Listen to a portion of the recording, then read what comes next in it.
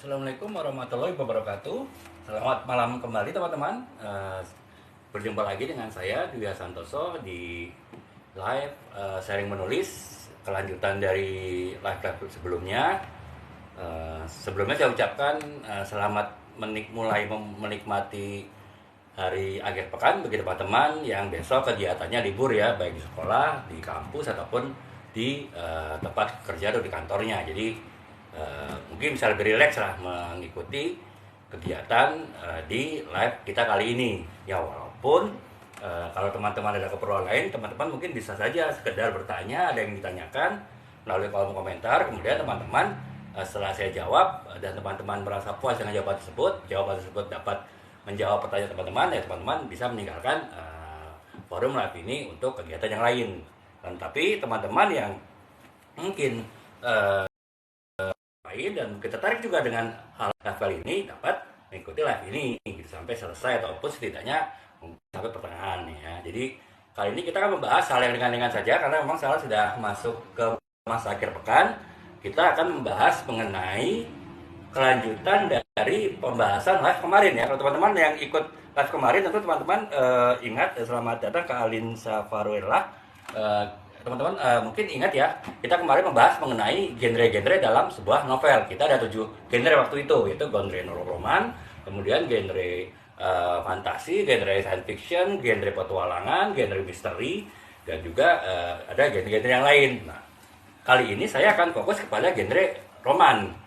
Saya akan lebih membahas fokus sepanjang 1 jam lebih, 1,5 jam live ini khusus di genre roman. Kenapa? Karena memang genre roman adalah genre yang paling populer ya, baik di internasional maupun di Indonesia gitu, dan karyanya juga sangat banyak, serta karena dia sangat banyak karyanya, genrenya pun bisa dibagi-bagi menjadi beberapa subgenre gitu. Beda dengan genre yang lain yang mungkin hanya ada 1 subgenre saja ataupun 2 kan. Tetapi kalau untuk di karya roman, di karya novel roman ada beberapa subgenre gitu, dan saya bahas ya secara santai saja gitu ya, sekedar tambahan informasi bagi teman-teman, apalagi jika teman-teman adalah menyukai novel-novel yang berkarakter ataupun bergenre roman ya, romantis ya. Jadi ya semoga bisa mengikuti live ini dan bisa mendapatkan informasi yang dapat berguna bagi teman-teman semua gitu. Nah, oke,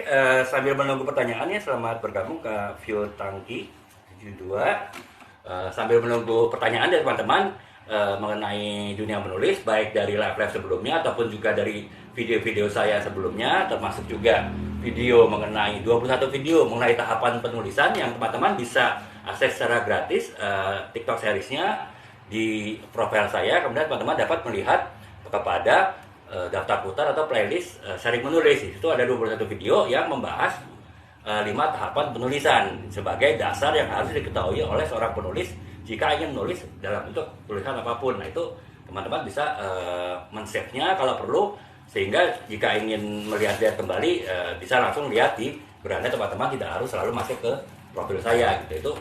Itu misalnya dari video-video tersebut teman-teman juga ada pertanyaan, teman-teman dapat menanyakannya dalam live ini, ataupun juga teman-teman bisa menyampaikannya melalui kolom komentar. Jadi akan saya coba jawab melalui video yang saya tag ke teman-teman yang bertanya, dan juga agar dapat dilihat oleh teman-teman yang lain.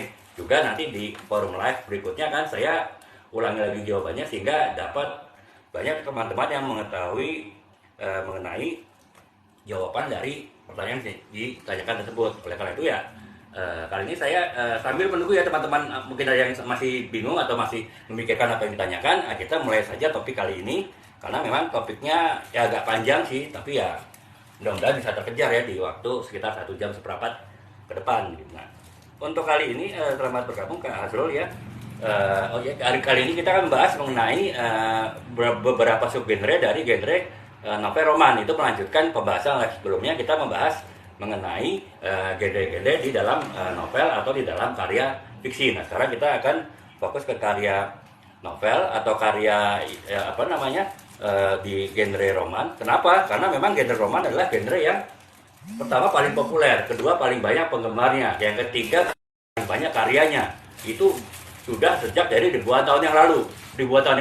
Benar teman-teman, novel itu sudah ada sejak ribuan tahun yang lalu gitu. Jadi istilahnya sebelum tahun Masehi masuk pun sudah ada novel ya, makanya novel roman terutama, makanya novel karena ya apa, roman itu kan intinya adalah fokus pada kisah percintaan, kisah pada pengembangan karakter dan juga hubungan antara karakter dalam suatu cerita gitu, yang fokus pada percintaan, dan itu pas adalah fitrah manusia ya, dari awal manusia diciptakan, Nabi Adam dan Siti Hawa itu pun itu sudah ada kisah percintaan sebetulnya, kisah cinta mereka pun walaupun itu tertuang dalam beberapa kitab suci, akan tetapi sebetulnya itu bisa dikategorikan sebagai suatu kisah percintaan yang kalau ditulis sebagai sebuah novel bisa menjadi novel roman. Makanya untuk khusus genre roman itu sudah ada semenjak ribuan tahun yang lalu gitu, dan memang awalnya dia berasal dari budaya di barat ya untuk penulisan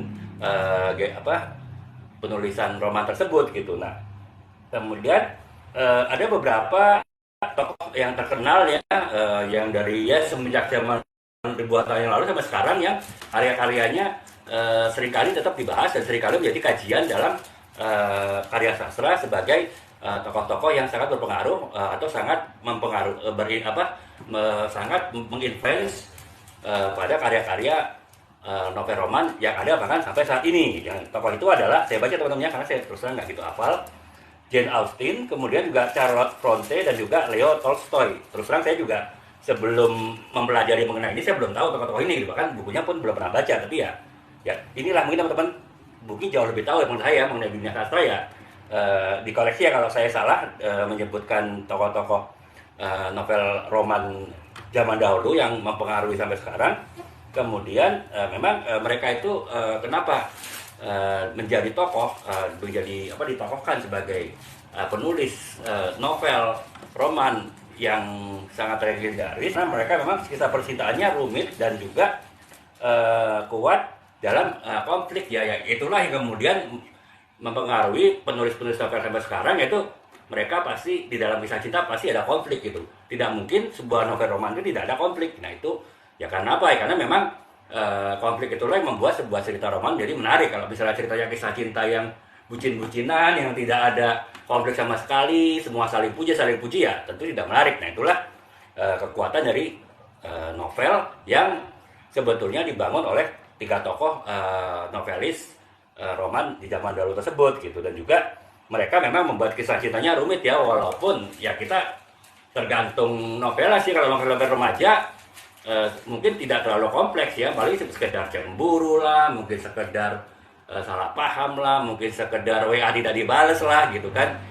Ya itu sih nggak masalah gitu, karena memang kita menulis pun tetap harus berdasarkan pada pasar kita gitu, tidak perlu harus menulis konflik dan juga tingkatan emosional yang tinggi untuk sebuah novel remaja misalnya. Ya ini memang kalau tadi kita sebut Jane Austen, Charlotte Bronte dan juga Leo Tolstoy kan itu istilahnya sastrawan novel romantis yang tingkat tinggi ya, sehingga ya wajar kalau mereka menggunakan konflik dan juga kisah percintaan yang rumit gitu. Nah itulah ya tadi ini sekedar sejarah ya, sejarah awal bahwa kenapa novel roman itu adalah novel yang sangat populer sampai dengan sekarang gitu ya. Yang pertama ya karena memang fitrah manusia itu adalah percintaan antara dan wanita. Kemudian yang kedua ya memang di dalam konflik yang paling menarik dan bisa diterima secara universal ya memang konflik-konflik yang sifatnya ya percintaan ya, yang bersifat personal gitu. Mungkin ada novel mengenai politik, novel mengenai sejarah, novel mengenai mungkin isu-isu sosial, isu-isu moral, yaitu konflik-konflik tersebut mungkin ada niche atau segmen yang menilai seperti itu, tapi tidak universal untuk semua manusia gitu. Sedangkan kalau kita bicara genre roman itu adalah genre yang paling bisa diterima oleh setiap pembaca, karena memang itu adalah fitrah dari manusia untuk saling mencintai antara pria dan wanita gitu ya. Sehingga makanya itu tadi novel ini genre roman ini adalah genre yang paling populer sampai dengan sekarang gitu. Nah, di Indonesia sendiri pun adalah genre yang sangat populer ya untuk genre roman ini ya. Kalau kita bicara sekarang, nanti saya akan cerita sejarah perkembangan genre roman ya dari zaman Siti Nurbaya dulu gitu. Tapi kalau saat ini sih kita tahunya ya beberapa penulis genre roman untuk sebagai gambaran bagi teman-teman ya, supaya teman-teman bisa ada bayangan siapa saja yang masuk ke dalam kategori roman tulisannya itu, seperti misalnya penulis Ayu Tami ya, teman-teman pasti sudah tahu, kemudian Raditya Dika dan juga Terelie. Itu tiga penulis yang sangat terkenal, karya-karyanya sangat bestseller, dan juga pasti teman-teman banyak yang sudah pernah membaca buku-buku tersebut gitu. Nah, kemudian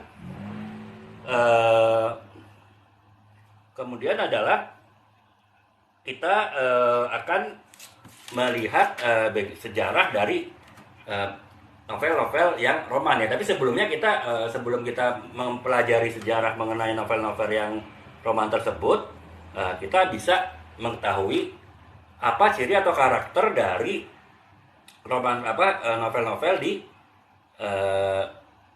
yang ada di Indonesia ya. Jadi tadi saya cerita ada Raditya Dika, ada Ayu Tami, ada Terelie. Itu mereka mempunyai karakter novel yang umumnya adalah kisah cinta dalam konteks lokal ya. Jadi misalnya ya di dalam katakanlah misalnya kehidupan metropolitan ya, tentu mereka akan fokus kepada cerita sehari-hari percintaan di dalam kehidupan kota metropolitan gitu. Kemudian juga umumnya adalah perjuangan mencari cinta sejati, walaupun cinta sejati itu sifatnya ya relatif juga ya. Jadi artinya cinta sejati ya cinta sejati itu ya itu adalah persepsi dari masing-masing ya terhadap persepsi masing-masing terhadap kisah cinta itu sendiri gitu. Artinya apakah orang yang mencari cinta kemudian dia mencari seseorang kemudian sangat cinta sampai bucin kepada orang tersebut ya, dia menganggapnya cinta sejati gitu. Walaupun pada perkembangannya mungkin ternyata sebucin-bucinnya ternyata dia juga banyak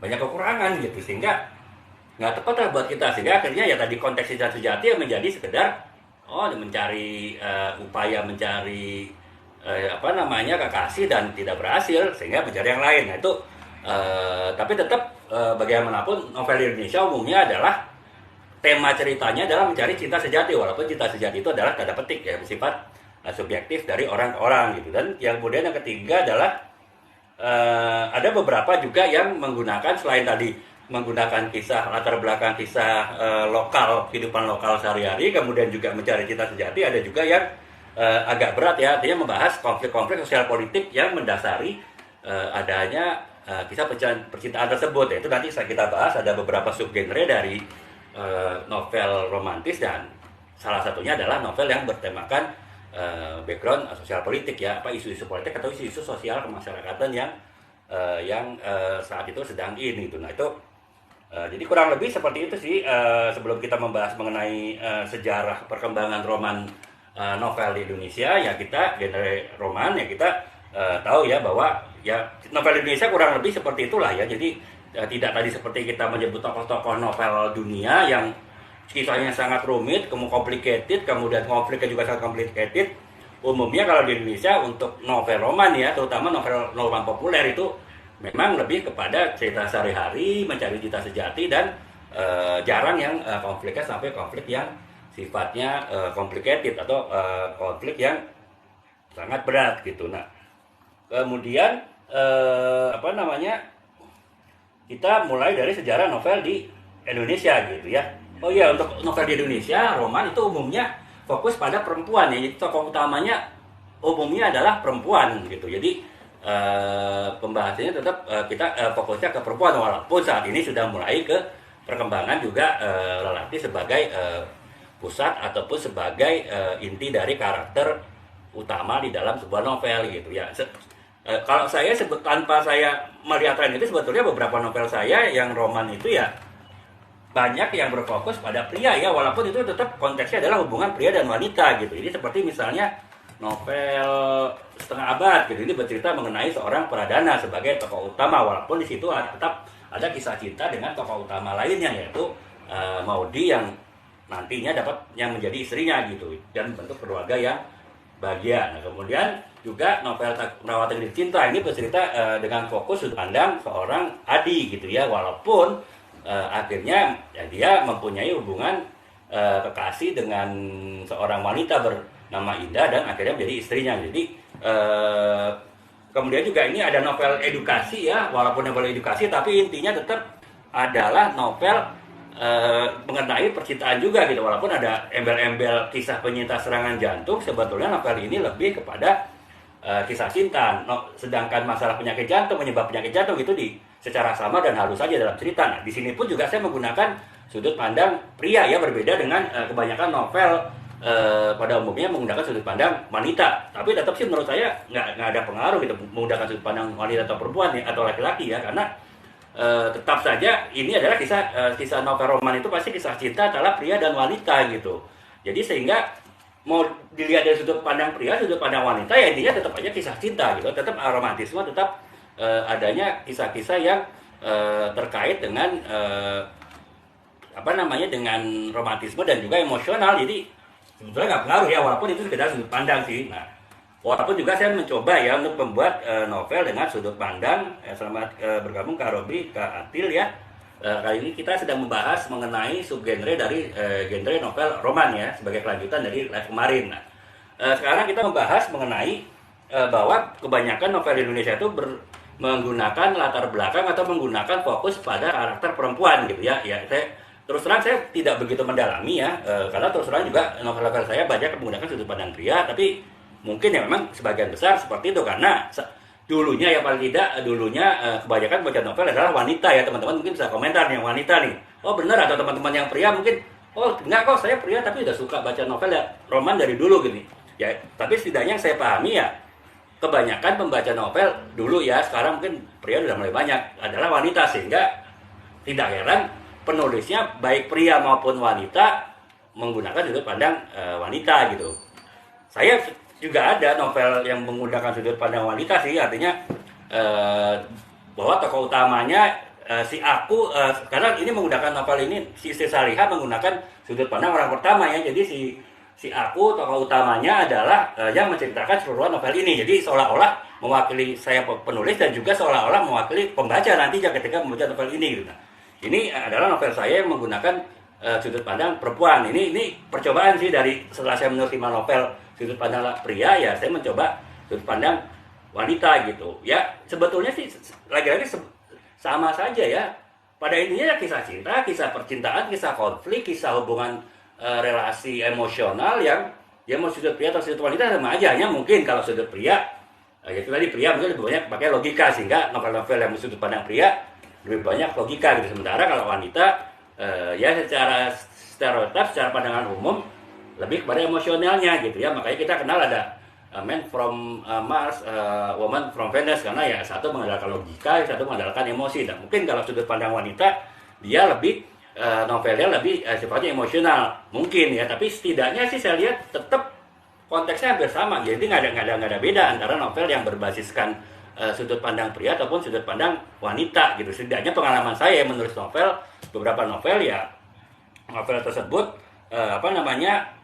tidak terlalu pengaruh pada jalan ceritanya gitu. Tetap kalau mau romantis ya tetap aja romantis gitu ya, walaupun mungkin teman-teman nanti bisa lihat di etalase ya, itu saat ya, kalau ini yang saya tunjukkan ini ada novel Istri Salihah, adalah novel yang berbasiskan pada sudut pandang wanita gitu. Teman-teman bisa lihat mungkin di etalase, dilihat sinopsisnya dengan novel-novel yang lain. Ada 5 novel lainnya itu menggunakan 4 novel ya yang roman ya, itu menggunakan sudut pandang pria ya. Kurang lebih kalau lihat sinopsisnya sih sama ya. Jadi ya bukan pertentangan lah gitu antara sudut pandang pria atau sudut pandang wanita. Itu masalah preferensi atau selera dari pembaca saja gitu. Nah, kita lanjutkan lagi mengenai perkembangan novel genre romantis ya. Selamat bergabung Kak Arsya Devano, Kak Irma Jadingago ya. Kali ini kita sedang membahas mengenai novel roman ya di Indonesia. Nah, perkembangan novel roman itu dimulai dari zaman penjajahan Belanda dulu ya, ketika waktu itu yang sangat dominan adalah genre sastra klasik gitu. Jadi semua cerita roman waktu itu menggunakan inspirasi atau sangat kental unsur-unsur dari novel-novel yang dari Eropa gitu ya. Wajar ya, karena kan ya dulu kita itu mungkin masih belum terlalu, secara pendidikan masih belum terlalu tinggi, kemudian secara kepenulisan pun penulis-penulis kita waktu itu belum bisa mengembangkan dirinya sendiri, sehingga pengaruh dari penjajah ya, yaitu Barat terhadap penulisan novel pun, bahkan di seluruh aspek kehidupan sebetulnya. Tapi jika kita fokus pada penulisan novel ya memang sangat besar sekali ya, sehingga penulisan-penulisan zaman dulu itu baik banyak dipengaruhi oleh dari penulis-penulis Eropa gitu. Misalnya penulis-penulis zaman dulu ya, novelis-novelis roman zaman dahulu, zaman bahula itu misalnya Maria Dermot atau Armin Pane, Sultan Takdir Ali Sabana, teman-teman juga pasti udah tahu lah ya. Pernah di pelajaran bahasa Indonesia waktu dulu zaman SMA atau SMP ya, pasti pernah belajar tersebut, walaupun belum tentu sudah pernah baca, saya terus juga belum pernah baca karya-karya mereka, tapi ya mereka itulah pelopor novel roman di Indonesia gitu. Dan karya-karya mereka pun setelah kemerdekaan pun tetap platformnya, formatnya dari karya-karya seperti Armin Pane atau Sultan Takdir Ali Sabana tadi itu masih dipergunakan sampai sekitar tahun 60-an gitu. Jadi ya wajar ya, karena kan waktu itu kita latar belakang sosial politiknya masih dalam keadaan lepas dari penjajahan gitu, sehingga karakter penulis pada zaman penjajahan itu masih terbawa setelah kita merdeka. Karena kita merdeka pun masih ada perang-perang juga kan, masih ada perjuangan kemerdekaan sampai sekitar tahun 50-an gitu. Makanya sampai tahun 50-an karakter penulis novel di Indonesia roman ya itu tetap kurang lebih sama lah dengan pada zaman-zaman sastra klasik di zaman penjajahan Belanda dulu gitu. Itu mulai ada perubahan sekitar tahun 60-70-an gitu. Pada waktu itu sudah mulai ada perkembangan baru di dalam novel roman ya. Jadi waktu itu ya tokoh-tokohnya, tokoh-tokoh penulis Indonesia sudah tidak terlalu dipengaruhi oleh Belanda lagi, pola pikir Eropa ya, tapi sudah mulai bisa mengembangkan pola pikir sendiri dalam penulisan novel-novelnya gitu ya.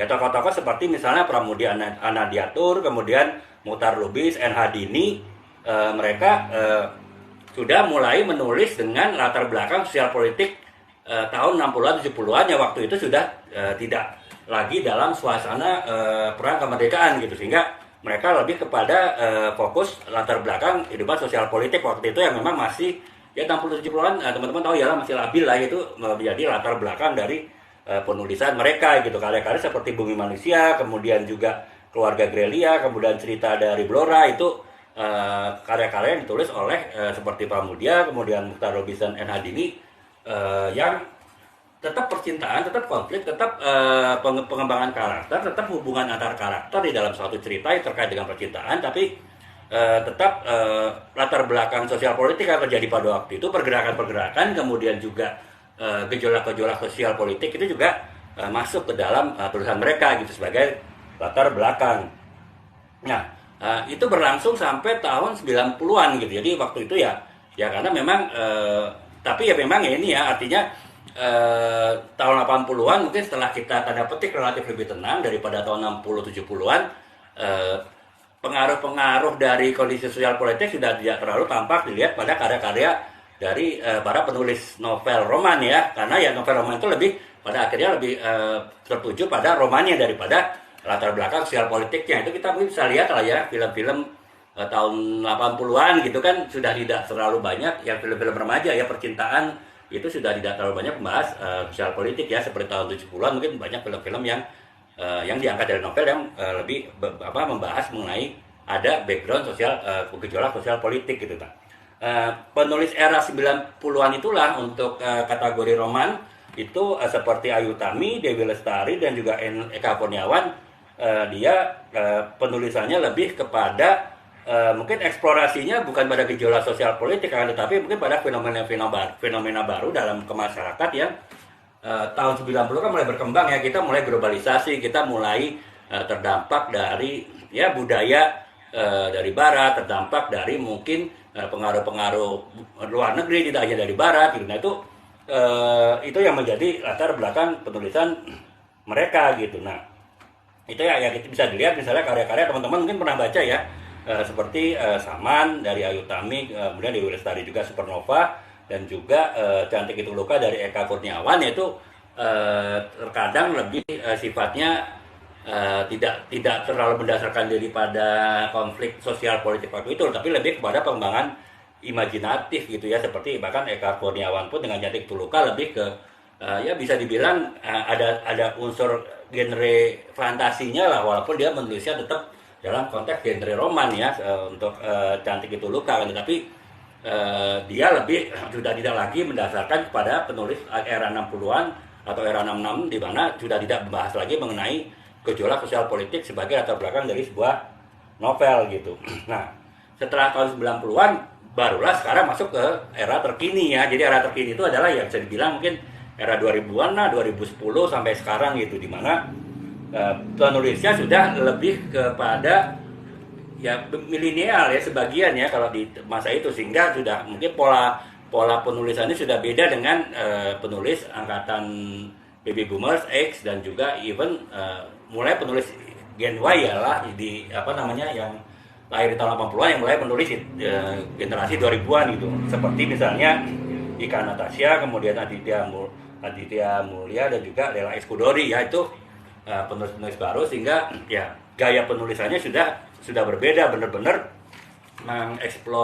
mengeksplorasi nilai-nilai fiksi romannya itu tanpa terlalu dipengaruhi oleh background masyarakat atau background sosial politik yang terjadi gitu, yang sangat terasa sekali pada ketika tahun 60-an itu benar-benar terasa, yang 90-an pun masih agak terasa juga gitu ya. Nah, selamat bergabung ke Mamput ya. Sekarang kita sedang membahas mengenai subgenre dari genre roman. Ketika sekarang kita membahas novel ya. Kebetulan saya juga udah menulis novel ya. Mungkin teman-teman bisa lihat di etalase 1 sampai 6 itu ada beberapa novel saya. Nah, itu kenapa saya membahas novel ya, karena antara lain hal tersebut gitu, dimana ya novel, apalagi novel roman itu kan adalah keseharian dari kita ya. Kebanyakan dari kita yang senang membaca pasti senang baca novel, dan sebagian besar adalah novel roman ya, karena tadi novel roman adalah novel yang paling populer di Indonesia gitu. Nah, kurang lebih seperti itu teman-teman perkembangannya ya. Jadi kurang lebih ada angkatan sebelum kemerdekaan, kemudian angkatan 66, kemudian angkatan 90-an, dan angkatan yang sekarang untuk penulis yang masing-masing dengan karakter tulisan yang berbeda-beda, dan masing-masing pun mungkin punya ciri khas, yaitu penggunaan sub genre dari genre romantis yang berbeda-beda gitu. Nah, ada beberapa sub genre romantis, ada sekitar 5 ya teman-teman. Saya akan bahas semuanya secara ya tidak terlalu detail, secara ringkas, tapi setidaknya dapat memberikan gambaran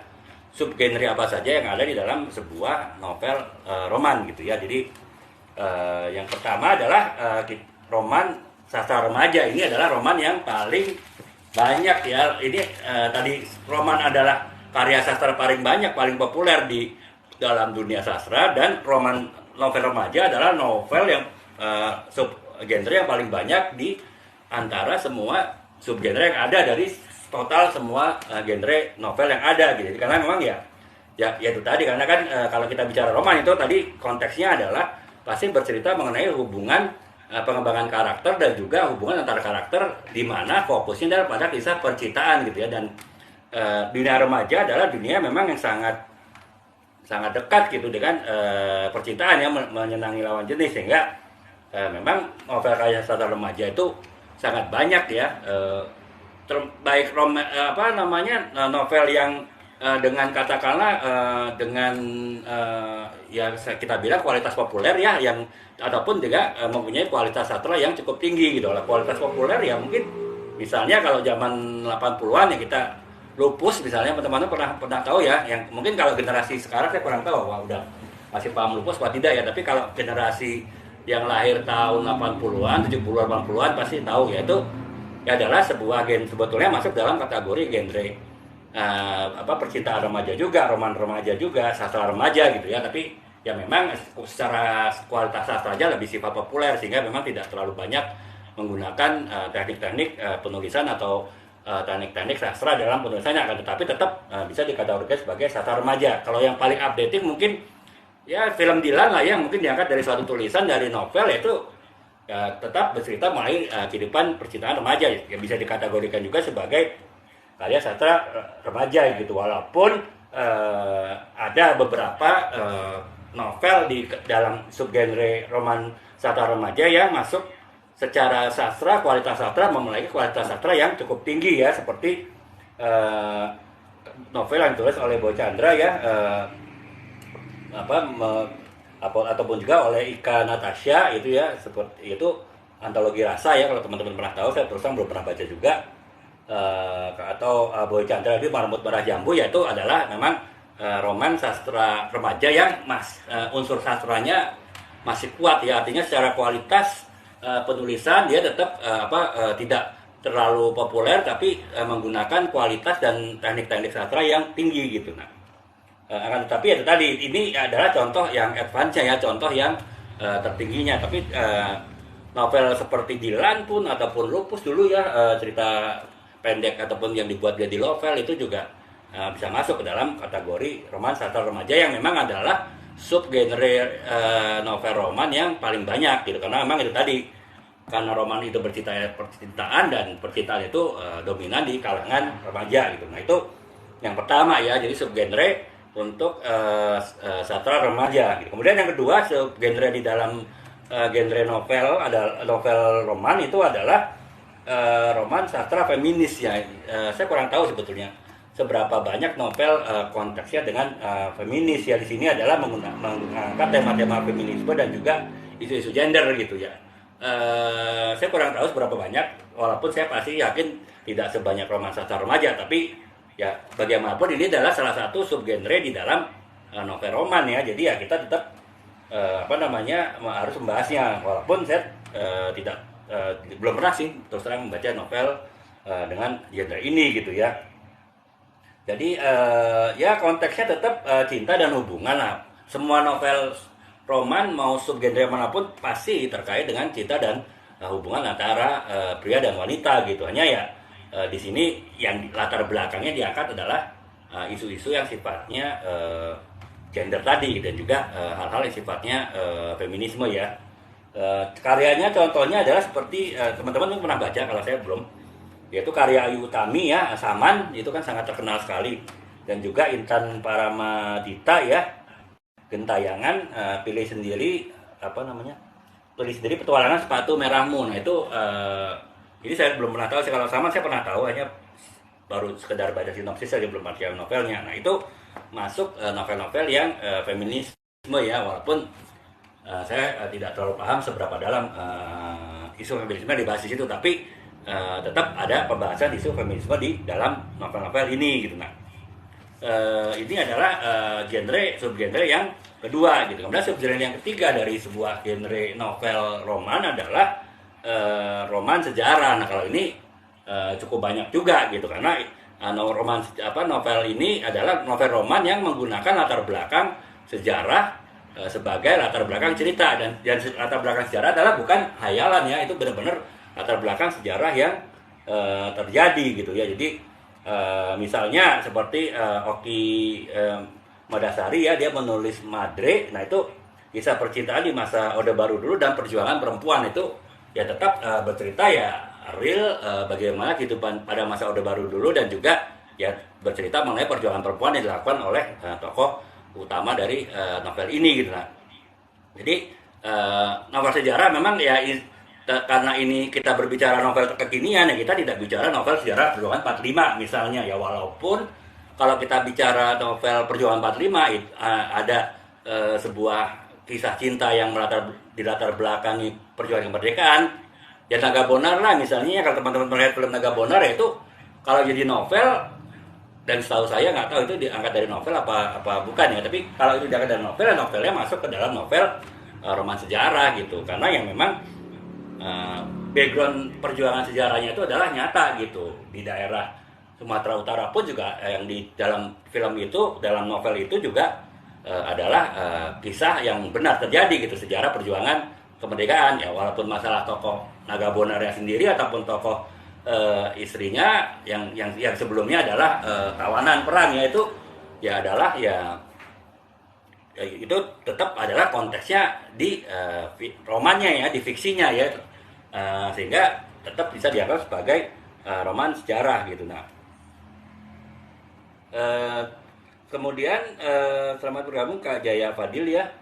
Kemudian yang keempat adalah romantisme Islami gitu. Jadi ya ini yang terus terang ya sebagian besar novel yang saya tulis ini adalah novel-novel yang masuk ya bisa secara tidak sadar masuk ke dalam romantis Islami ya karena apa namanya definisinya adalah novel-novel yang menggabungkan unsur-unsur roman yaitu kisah percintaan antara pria dan wanita, kemudian hubungan antara karakter, pengembangan karakter tokoh-tokoh utamanya dengan nilai-nilai Islami gitu. Nah, kalau saya mengistilahkannya sebagai novel hijrah ya. Jadi beberapa novel hijrah saya misalnya novel Istri Salihah. Nah, ini walaupun ini ceritanya murni romantis tapi di sini ada nilai-nilai hijrah juga walaupun disisipkan secara halus gitu. Tapi ya saya coba untuk menerapkan novel Istri Salihah ini sebagai novel yang punya nilai-nilai syiar hijrah juga ya, di mana seorang pria dan wanita yang jadi seorang kekasih kemudian menikah, mereka sangat dekat dengan kehidupan malam, kemudian mereka sangat dekat dengan kehidupan hiburan malam ya, akhirnya mereka bisa berubah menjauhi diri dari hal-hal tersebut walaupun banyak rintangan yang harus dialami mereka termasuk yang terkait dengan kisah cinta mereka. Nah itu tetap ya walaupun secara halus adalah pergerakan orang berusaha menjadi baik meninggalkan dunia malam. Nah itu ada sedikit nilai-nilai Islami lah ya di sini. Jadi ini bisa dibilang sebagai roman contoh yang saya tulis untuk roman romantis Islami gitu, ataupun juga setengah abad lah itu. Walaupun ini bercerita mengenai seorang pria sangat sukses, mempunyai keluarga bahagia, karirnya bagus, istrinya pun juga karirnya bagus, perusahaannya berkembang pesat, mereka keluarga bahagia, tapi akhirnya si Pradana, si tokoh prianya tadi merasa bahwa apa yang dia dapat itu adalah sifatnya fana saja, itu sifat keduniaan ya. Ya dunia pasti ada batasnya ya. Umur kita berapa sih paling setinggi-tingginya 60, 70, 80 dan setelah itu selesai gitu. Nah, tapi dengan mendapat itu semua apa yang dikorbankan yang nanti di kehidupan yang berikutnya yang sifatnya kekal abadi gitu. Nah, itu kesadaran itu tumbuh perlahan dari seorang Pradana sebagai tokoh utama novel ini, dan inilah yang kemudian ya ada sedikit nilai-nilai hijrah, ada sedikit nilai-nilai untuk bergerak menjadi lebih baik yang ada di dalam novel ini, walaupun full semua halaman 230-40 halaman ini ya bercerita mengenai kisah cinta ya, bahkan bukannya sekedar kisah cinta Pradana dengan Maudi yang akhirnya menjadi istrinya dan cinta pertamanya sempat lepas, tapi juga dengan beberapa wanita lainnya gitu, sehingga dan semuanya ceritanya menggunakan pendekatan romans gitu. Jadi ya ini adalah ya bisa dibilang kisah roman romantis Islami gitu ya, ataupun juga misalnya ya inilah novel Merawat Takdir Cinta, yaitu di mana novel ini adalah novel yang sangat menekankan kepada cerita seorang suami yang tadinya adalah seorang laki-laki yang menjadi pacar seorang wanita. Wanitanya itu sangat salihah, secara agamanya sangat bagus, sementara prianya merasa bahwa dia keagamaannya sangat rendah ya, dan bagaimana si pria tersebut akhirnya setelah menikah berusaha menjadi lebih baik gitu, karena setidaknya dia sebagai imam ya bagi istrinya dari Indah, dia ingin setidaknya dia mempunyai kebaikan ataupun nilai keagamaan yang sama lah ya dengan istrinya gitu. Walaupun untuk melampaui mungkin susah ya, karena memang terlalu jauh jaraknya yang ada sekarang. Nah itu, tapi setidaknya kesadaran itulah yang menjadi inti novel ini, yang pada akhirnya mengarahkan kepada si tokoh utama dari novel ini untuk bergerak menjadi lebih baik. Nah makanya dari yang contoh novel-novel yang saya sebutkan tadi, yang saya tulis adalah novel yang masuk dalam kategori roman romantisme Islam ya. Kalau yang ini tapi ya saya kan masih kelas pemula ya lah. Kalau contoh untuk novel romantis Islami untuk karya yang dari penulis besar ya kita tahu misalnya adalah Terelie ya, seperti dia menulis novel berjudul Rindu. Nah itu tetap menceritakan sebuah kisah cinta, tapi yang menceritakan pertemuan takdir yang sangat menggetarkan gitu. Dia artinya tetap dia menyatakan bahwa cinta itu adalah takdir, itulah ketetapan dari Sang Pencipta gitu. Disitulah nilai-nilai Islami ada di dalam novel romantis yang ditulis oleh Terelie tadi gitu. Nah, itulah yang akhirnya membuat novel-novel yang menggunakan ya ada sedikit nilai-nilai pesan-pesan Islami masuk ke dalam kategori roman romantis Islami gitu ya, seperti yang tadi saya contohkan Terelie ya, itu yang terkenal, teman-teman pernah membaca novel Rindu, nah itu masuk ke dalam kategori ini gitu. Nah, kemudian yang kategori yang kelima adalah kategori komedi romantis gitu, di mana roman tersebut sama bergabung Kak Riko ya, Kak Riko 7. Kali ini kita sedang membahas mengenai subgenre dari novel roman ya. Yang kita sekarang masuk ke dalam pembahasan yang kelima, yaitu roman komedi romantis, di mana ya di sini tetap bercerita mengenai hubungan percintaan, fokus kepada pengembangan karakter, hubungan antara karakter dari tokoh-tokoh utamanya yang berdasarkan kepada cerita cinta. Tapi tetap di sini ada latar belakang kisah-kisah humor dan kisah-kisah yang lucu gitu ya. Nah itu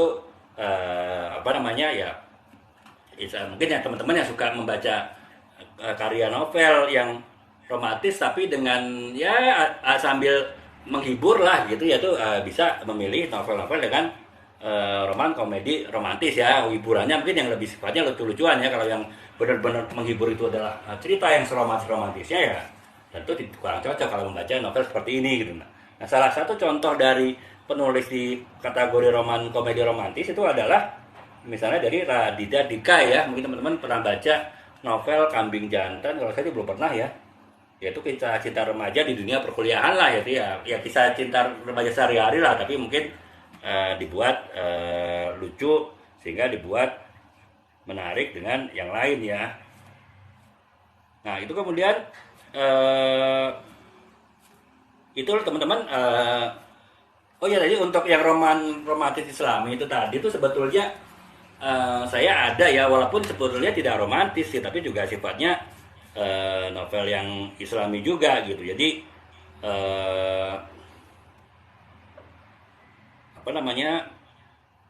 jadi novel-novel yang bercerita mengenai pesantren gitu. Jadi ya novel ini ya tetap ada nilai Islaminya gitu ya.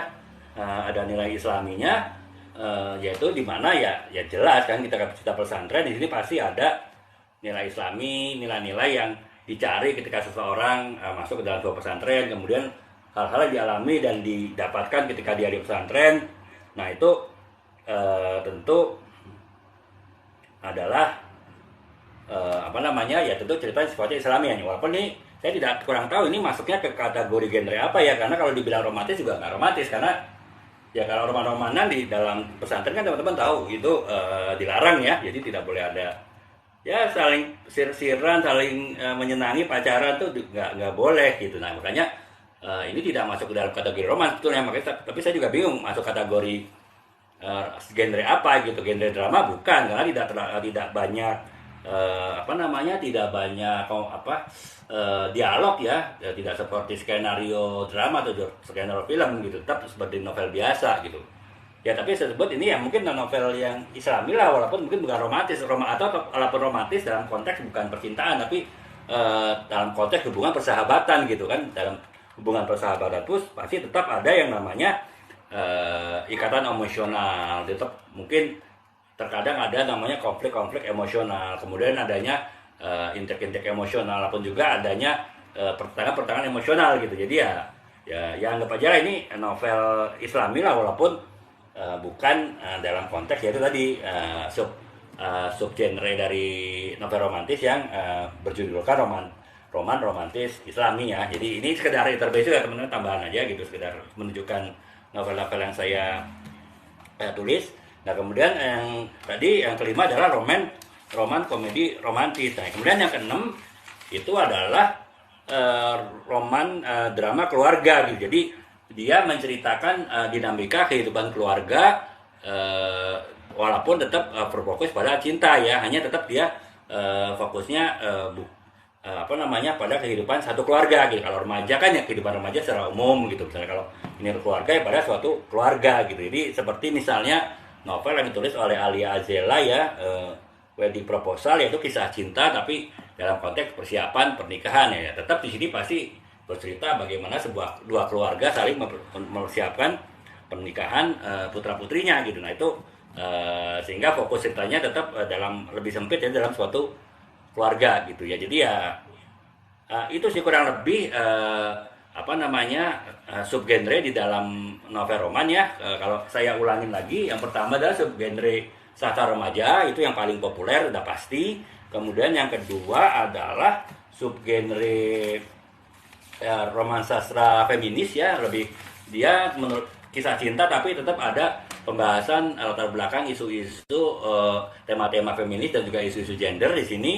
Kemudian juga yang ketiga adalah roman sejarah, yaitu roman yang berlatar belakang pada situasi keadaan pada saat itu yang sifatnya adalah general, misalnya ya dalam satu negara ya, misalnya sejarah pemerintahan di suatu negara tersebut, ataupun juga misalnya kalaupun bersifat regional lokal ya tetap sesuatu yang mempunyai nilai sejarah, artinya sesuatu yang secara data tercatat sebagai suatu perjalanan sejarah di daerah tersebut, dan perjalanan sejarah di yang bersifat lokal inilah yang kemudian menjadi latar belakang dasar dalam pembuatan novel yang dia masuk ke dalam novel roman sejarah tadi gitu. Nah kemudian yang keempat adalah roman romantis Islami ya, yaitu tetap kisah cinta, hubungan antara pria dan wanita, pengembangan karakter, hubungan antar karakter tokoh-tokoh utama, ya pria dan wanita yang ada nilai-nilai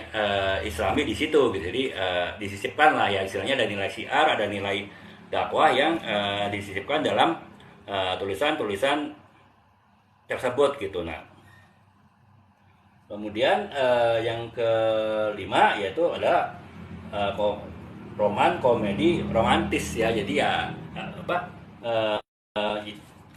kisah roman yang berdasarkan pada cerita lucu gitu, sesuatu yang sifatnya lucu ya. Jadi ya mungkin ya setengah melawak tapi juga setengah romantis lah kurang lebih ya gitu ya.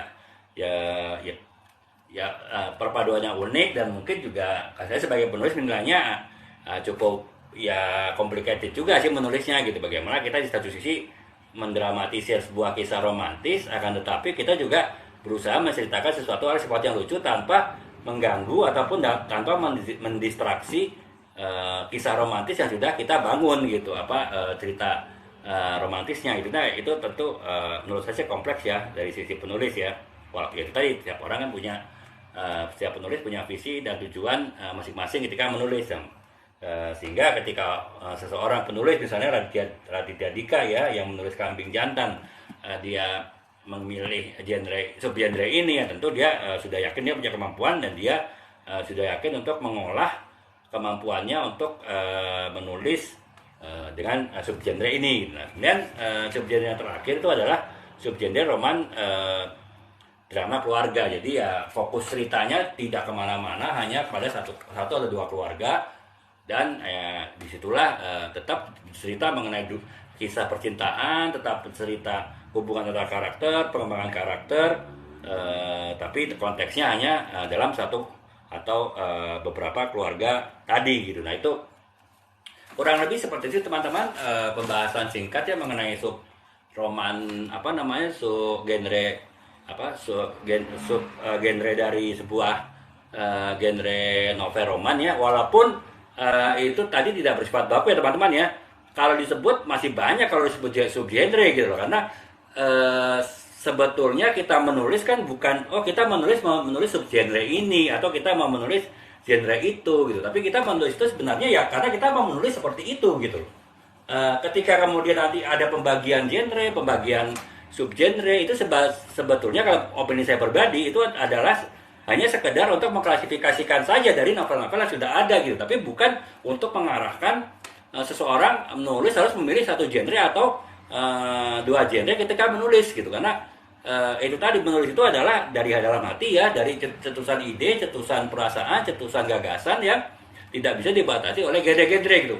Biarkan nanti setelah tulisan itu jadi, ya terserah mau dimasukkan ke dalam genre yang mana gitu ya. Walaupun mungkin orang punya kecenderungan, misalnya orang punya kecenderungan untuk menulis kisah cinta remaja, sehingga dia disebut sebagai penulis roman sastra remaja gitu ya kan. Tapi dia tidak, awalnya dia tidak pernah menempatkan dirinya sebagai penulis dengan genre seperti itu gitu. Hanya dia memang suka mencerita kisah romantis dan suka bercerita tentang dunia remaja karena memang dia masih remaja misalnya, ataupun kalau dia sudah tidak remaja, dia menyenangi membahas mengenai dunia remaja karena mungkin dia mempunyai kenangan, dia mempunyai ide-ide gagasan mengenai kehidupan remaja walaupun dia sudah tidak remaja lagi, sehingga akhirnya dia lebih fokus kepada penulisan terhadap genre-genre yang sifatnya genre-genre remaja gitu ya. Jadi ya tapi bukan dia bermaksud ke arah situ gitu, karena memang dia suka aja menulis seperti itu. Jadi dia akhirnya dikategorikan sebagai genre penulis remaja ya bukan karena dia mau disebut seperti itu, tapi memang dia suka menulis seperti itu. Jadi ya teman-teman juga nggak perlu nggak perlu kecut, nggak perlu khawatir. Aduh, saya ini bingung mau nulis sebetulnya genre apa gitu. Seperti saya bilang tadi ya, ini saya menulis novel Cintaku Berawal Pesantren nih, saya juga bingung nih genrenya masuk genre apa, genre romantis bukan dalam konteks kisah cinta antara pria dan wanita gitu. Genre drama ya ini ceritanya novel, bukan tidak terlalu banyak dialog seperti drama atau skenario gitu. Apalagi masuk ke petualangan, genre petualangan ya tidak, masuk ke genre science fiction apalagi gitu, misteri apalagi, fantasi apalagi, bukan. Ini terus terang saya bingung menggambarkan genre apa, tapi saya nggak, tanda petik nggak peduli lah, karena kita memang saya menulis ini, saya punya visi dan misi menulis suatu novel ini gitu, sehingga nggak penting lah nanti saya ini sebut genre apa ya terserah gitu, yang penting pembaca saya senang baca ini, terserah ini mau disebut genre apa itu tidak ada masalah gitu. Termasuk juga saya disebut nantinya sebagai penulis dengan genre tertentu, ya itu juga ya nggak masalah sih. Setiap orang bisa punya pandangan, setiap orang bisa punya pendapat, jangan, tetapi yang penting saya sudah menulis dan tulisan itu memang ditujukan kepada target pembaca yang sudah saya tentukan, dan setelah terbit ya tinggal ya pembaca yang saya targetkan itu mau baca apa tidak. Kalau bisa tidak mau baca ya sudah gitu ya, nggak penting masuk ke dalam kategori genre apa ya. Makanya pembahasan genre ini hanya sekedar untuk ya kita mengetahui klasifikasinya lah gitu, nggak penting apakah tapi bukan bagi kita sebagai penulis kita malah jadi kita mengkotak-kotakan tulisan kita sehingga kita malah bingung, wah kita ini kemarin nulis genre ini, sekarang nulis genre itu. Ya kalau kita bicara di TikTok kan wah kita harus punya fokus niche ya, sehingga nanti konten-konten kita akan di algoritmanya kan membaca dengan jelas karena niche ke ini gitu. Kemudian follower kita juga adalah follower yang sesuai dengan niche kita. Ya ini beda ya dengan kita sebagai penulis gitu. Kita bisa aja ketika kita berganti genre bukan berarti kita berpindah niche ya, karena toh yang kita tulis ya tetap aja fiksi gitu ya. Even saya menulis fiksi dan non fiksi pun ya, saya menulis buku marketing dan bisnis juga itu dalam jumlah yang hampir sama ya, 6 atau 7. Ya bukan berarti saya tidak niche kan ya, karena memang saya punya kemampuan setidaknya menurut pendapat saya untuk menulis buku di bisnis dan marketing, karena memang saya 20 tahun di bisnis dan marketing, sehingga ya saya memilih untuk menulis buku bisnis dan marketing. Kemudian saya mencoba menulis novel sesuai dengan saya bisa, sesuai dengan saya tahu. Nah, akhirnya jadilah novel-novel seperti ini.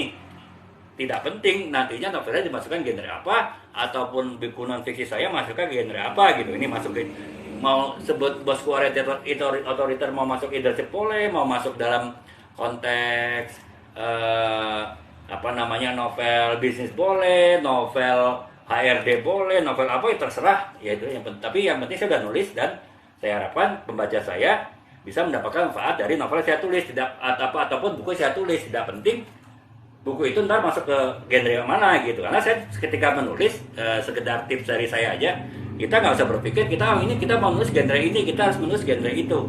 Yang penting kita tulis aja gitu ya. Setelah jadi orang mau menganggap itu masuk genre apa, itu nggak masalah gitu. Makanya ketika kita membahas mengenai kategorisasi, katakanlah novel itu ada genre, ada subgenre, itu ya sekedar buat mengklasifikasi aja gitu. Tapi bukan berarti harus dipilih. Sebagai penulis kita harus milih genre romannya pun juga harus roman, misalnya roman komedi romantis atau roman sastra remaja, nggak harus juga gitu. Bisa jadi saya sekarang nulis roman sastra remaja, besok menulis roman komedi romantis, yaitu ya karena memang waktu itu saya punya ide, punya gagasan untuk menulis itu, kemudian saya menuliskannya gitu. Jadi sekali lagi kita membahas mengenai segmen ataupun juga membahas genre bukan berarti kita harus mengotak-kotakan. Ini sekedar setelah suatu karya jadi kita ini klasifikasinya masuk ke sini, klasifikasinya masuk ke situ, sehingga ya sekedar untuk mengklasifikasi saja ya teman-teman. Jadi teman-teman juga nggak usah pusing ketika mau nulis bentar masuk ke genre mana gitu ya. Nggak penting gitu. Yang penting adalah kalau saya pribadi ya kita tulis aja gitu. Apa kita punya ide, kita punya gagasan ya kita tulis aja. Persoalan nanti mau dimasukkan genre mana juga nggak penting gitu. Jadi ya itulah, walaupun tadi saya sebut di dalam novel roman itu ada 7 genre, subgenre, sebetulnya kalau dipilah lagi akan banyak subgenre yang lain ya. Bahkan banyak tulisan yang gabungan genre. Jadi ada katakanlah misalnya kalau kita sebut genre, tadi ada genre roman, bisa jadi genre roman digabung dengan genre science fiction, bisa jadi. Misalnya kita cerita hubungan percintaan dalam kisah Star Trek misalnya, atau dalam kisah Star Wars, ya itu kan sebetulnya udah masuk ke dalam gabungan genre kan, genre antara film science fiction atau novel science fiction dengan novel percintaan gitu. Nah, jadi ya genre itu hanya sekedar untuk mengklasifikasi saja ya teman-teman. Sekali lagi ini sih opini saya pribadi ya kan, tapi ya setidaknya ya itu mungkin teman-teman bisa jadikan tips juga gitu. Makanya saya kalau sebut novel saya genrenya apa ya mungkin bisa sebagian masuk ke genre tadi yang genre roman Islami ya, seperti yang seperti Terelie lah kan, kalau di buku tadi contohnya novel Rindu mungkin masuknya kategori genre romantis Islami. Tapi novel yang lain bisa jadi masuknya bukan saja tidak masuk ke dalam genre romantis, tapi mungkin malah jadi masuk ke genre petualangan misalnya ya. Negeri Para Berdebah kan nggak tahu, kalau saya bilang sih lebih kepada genre petualangan ya, adventure ya, daripada genre roman gitu. Dia buktinya bahkan bukannya subgenre, genre antar genre pun bisa kita saling berpindah gitu. Jadi sekali lagi pembahasan genre hanya sekedar untuk membuat klasifikasi tanpa harus kita mengkotak-kotakan ketika menulis, atau apalagi kita sampai kita harus punya niche nih, harus fokus kepada satu genre. Nggak gitu juga sih gitu. Jadi ya lagi-lagi ya yang penting tulis aja gitu. Seperti ya ini pengalaman saya menulis buku awalnya saya menulis buku marketing bisnis karena memang itu adalah kompetensi saya selama 20 tahun. Kemudian saya 3 tahun 4 tahun ini, terutama ketika COVID ya, pandemi, saya banyak waktu di rumah ya, karena kita work from home, kemudian kita juga pembatasan keluar rumah, nggak bisa kemana-mana ya. Saya akhirnya menuangkan apa yang saya mampu di suatu tulisan gitu. Dan ketika mungkin beberapa buku diterbitkan ya, seperti buku leadership, bosku otoriter, kemudian buku marketing seperti branding for branding company, kemudian branding mistake ya, itu buku marketing, buku personal branding, jual diri, ataupun buku trade marketing atau buku OMKM ya, strategi marketing untuk UMKM, yaitu ya karena saya memang mau tulis aja gitu ya. Dan ketika saya kemudian berpikir, kenapa saya nggak coba nulis novel? Ya udah, saya nulis novel aja, tambah saya awalnya tanpa mempelajari genre-genre itu apa yang ada di dalam novel gitu. Saya terus terang mempelajari genre setelah saya mulai menulis banyak gitu, atau setelah saya membuat di TikTok ini VT series mengenai menulis gitu ya. Baru saya mulai mempelajari mengenai menulis secara lebih tajam, termasuk mempelajari genre-genre. Tapi novel-novel saya udah jadi gitu, dan makanya kalau saya yang berpegangan pada genre itu ya hanya sekedar buat klasifikasi setelah sebuah tulisan itu jadi, setelah novel jadi gitu, bukan untuk kita membatasi kita genre ini gitu. Jadi ya kurang lebih seperti itu teman-teman ya.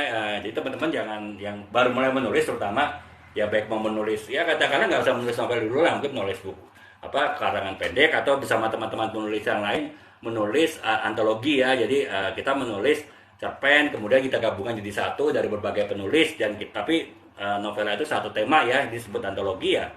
Ya kita nggak perlu berpikir genre, kita nggak perlu berpikir apa, pokoknya tulis ya, kita tulis aja gitu ya. Kita nggak penting klasifikasi, yang penting setelah jadi mau masuk klasifikasi apa ya itu terserah pembaca, terserah kritikus. Kalau memang kita sudah masuk kategori penerbitan buku, yang penting ya kita tulis aja gitu ya. Demikian sih teman-teman sedikit pembahasannya. Mungkin teman-teman yang selamat datang Kak Joseph Amang ya.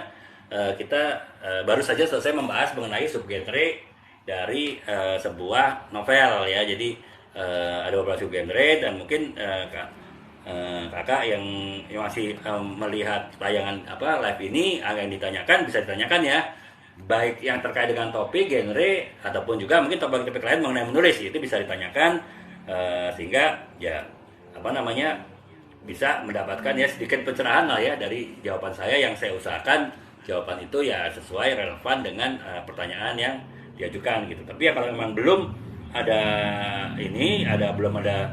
pertanyaan, ini teman-teman bisa pikirkan dulu ya, maksudnya kira-kira saya mau nanya apa ya. Apabila teman-teman juga bisa lihat lagi-lagi ke saya punya TikTok series ya mengenai sharing menulis. TikTok series itu bisa dilihat di profil saya. Jadi teman-teman klik saja profil saya, kemudian nanti lihat di daftar putarnya, kan saya ada beberapa daftar putar tuh. Nah, pilih daftar putar yang sharing menulis. Nah, dari daftar putar sharing menulis diklik, nanti situ terlihat ada 21 video yang membahas mengenai 5 tahap penulisan gitu. Kenapa saya berulang kali menekankan teman-teman untuk melihat dan juga mempelajari video tersebut, terutama teman-teman yang belum pernah melihat video-video tersebut, karena untuk menulis apapun, saya ulangi lagi ya, kita perlu untuk melakukan dan memahami 5 tahapan tersebut gitu. 5 tahapan tersebut tidak boleh kita lewatkan satupun gitu, apapun. Bahkan teman-teman yang masih SMA pun ketika diminta gurunya menulis karangan bebas, kemudian karangan bebas ya berapa halaman lah dalam untuk pelajaran bahasa Indonesia, itu pun juga harus menggunakan 5 tahapan itu. Apalagi teman-teman menulis yang lebih kompleks, misalnya makalah, paper, skripsi, atau mungkin juga laporan-laporan di kantor. Apalagi kalau teman-teman ingin mencoba membuat, ya katakanlah membuat cerpen lah, untuk digabungkan dengan kumpulan cerpen teman-teman yang lain, atau bahkan saya pun dulu juga berawal dari menulis kumpulan cerpen ya teman-teman ya. Jadi ya saya punya ini ya novel sekitar 6 atau 7 ini ya, ini perjalanan sih. Jadi istilahnya ya saya mulai dari nulis novel. Kemudian untuk yang buku non fiksi saya mulai dari nulis di blog ya. Jadi saya nulis di blog gratisan waktu itu, blogspot.com ya, ataupun bisa WordPress juga ada, Kompasiana juga boleh. Nah itu ya tulis saja, kemudian ya saya kembangkan pelan-pelan jadi sebuah buku. Jadi ya, tapi tetap dari penulisan yang paling sederhana pun saya tetap menggunakan 5 tahapan penulisan. Makanya saya terlalu tekankan teman-teman yang belum melihat atau baru melihat sebagian dari 21 video tersebut dapat melihat keseluruhan video. Kalau perlu video-video tersebut setelah dilihat di daftar portal saya, video-video tadi bisa di save ya. Jadi di save. Jadi teman-teman ketika ingin melihat 21 video TikTok series mengenai menulis tersebut, teman-teman bisa melihat di beranda teman-teman, tidak perlu harus bolak-balik masuk ke beranda saya gitu ya. Sehingga akan lebih menghemat waktu ya, dan juga lebih praktis gitu. Serta ya mungkin secara data juga lebih ringan ya, data internet ya, daripada harus masuk ke profil orang lain. Mendingan kita lihat di beranda sendiri. Nah itu teman-teman juga nanti setelah melihat itu, teman-teman bisa ini selamat bergabung ke orang Mandar ya. Setelah teman-teman melihat video tersebut juga bisa nanti ada pertanyaan, bisa ditanyakan melalui live saya ya. Insya Allah saya akan lakukan live ini setiap jam 9 atau 9 lewat dikit lah, selambat-lambatnya mungkin 9:04 saya mulai, tergantung keadaan. Nah kemudian ya sekitar 1/4 jam, 1,5 jam. Nah situ teman-teman bisa nanya gitu, baru bisa ditanyakan, ataupun juga bisa menanyakannya melalui kolom komentar ya, kolom komentar di video saya. Nanti saya akan jawab, karena kolom komentar terbatas karakter tulisannya, mungkin akan saya jawab melalui video ataupun melalui live ini juga gitu, yang akan nanti saya tag ke teman-teman yang bertanya, sehingga tidak hanya teman-teman yang bertanya saja yang tahu kan, tapi teman-teman yang tidak bertanya pun bisa jadi tahu, ataupun bisa mengetahui jawaban saya, dan ya mungkin bisa, insya Allah bisa dapat pencerahan dari hal tersebut gitu. Nah itu sih kurang lebih teman-teman ya, sekedar ya setelah kita bahas topik ringan tadi, genre, kemudian sekedar opini saya mengenai kita tidak perlu harus pusing mengenai genre, dan kemudian ya juga ya jadi saran untuk melihat video-video saya yang telah saya buat ya, TikTok seriesnya terkait dengan tahapan menulis ya, 5 tahapan menulis yang harus diketahui oleh seorang penulis ya. Jadi ya dari mulai tahapan persiapan, tahapan riset, tahapan pengorganisasian tulisan, tahapan penulisan draft, sampai dengan tahapan revisi, editing, itu semua teman-teman harus paham gitu kalau teman-teman ingin menulis yang baik. Lagi-lagi menulis itu bukan hanya menulis buku, menulis novel, dan tetapi menulis sederhana pun, menulis karangan bebas pelajaran bahasa Indonesia pun itu masuk kategori menulis, dan tetap harus menggunakan prinsip-prinsip yang ada di dalam dunia tulis menulis tadi gitu. apalagi itu tadi kartusanya kompleks. Saya yakin sih teman-teman yang sempat menonton video saya dan juga live ini, baik yang tadi sudah datang maupun yang sekarang masih bertahan untuk melihatnya, ya pasti sangat terkait dengan dunia tulis menulis dimanapun teman-teman ini sekarang bekerja atau berkarya ataupun juga beraktivitas gitu. Makanya ya walaupun mungkin menulis itu dianggap suatu kegiatan yang berat, kegiatan yang mungkin membosankan, kegiatan yang nggak penting bahkan, akan tetapi pada kenyataannya menulis itu adalah sesuatu yang sangat penting, karena semua teman-teman pasti saat ini harus melakukan tulisan ya, walaupun sekarang zaman digital sekalipun, zaman sosial media, zaman multimedia, tetap namanya tertulis itu kita harus buat ya, mau bentuknya digital apapun tetap bentuknya ada tulisan nih kalau. Jadi ya itu tetap harus teman-teman buat sesuai dengan bidang teman-teman gitu ya. Makanya ya sekedar jadi saya adakan ini sebetulnya sekedar curhat latar belakang aja kenapa saya mengadakan sesi sharing ini, dan juga saya jadikan live ini ya, sekaligus saya juga semakin memacu saya untuk semakin menulis lebih baik, semakin memahami penulisan lebih baik gitu. Karena ya dengan saya mengadakan live ini, dengan saya membuat PT kan, saya tentu harus belajar juga kan, belajar hal yang baru ya, sehingga dapat meningkatkan kemampuan saya juga, sehingga juga sekaligus mungkin bisa membantu atau memberikan pencerahan pemahaman terhadap teman-teman semua gitu.